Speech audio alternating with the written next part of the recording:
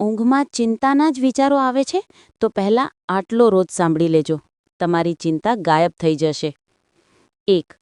જીવનમાં બસ થોડી ધીરજ રાખજો, કારણ કે જે તમારું છે એ તમને ગમે ત્યાંથી મળીને જ રહેશે. 2. ચિંતા કરવાનું છોડી દો. તમે કહેશો કે ચિંતા મનમાંથી નીકળતી જ નથી, તો પહેલાં જ ચિંતાને સમજી લો. ચિંતા એટલે ગેરમાર્ગે ચડેલી કલ્પના શક્તિ.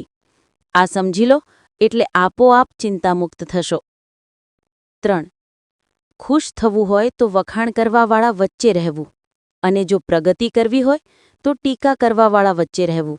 હવે એ તમારે નક્કી કરવું પડશે. 4. જે ઘરમાં મા બાપ હસતા હોય એ ઘરમાં ભગવાન વસતા હોય છે.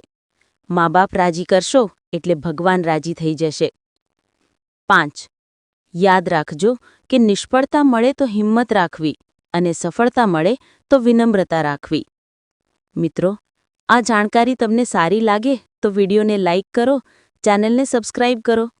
હવે મળીશું નવા વિડીયો, નવા ટોપિક સાથે. ત્યાં સુધી જય શ્રી કૃષ્ણ. રાધે રાધે. હર હર મહાદેવ.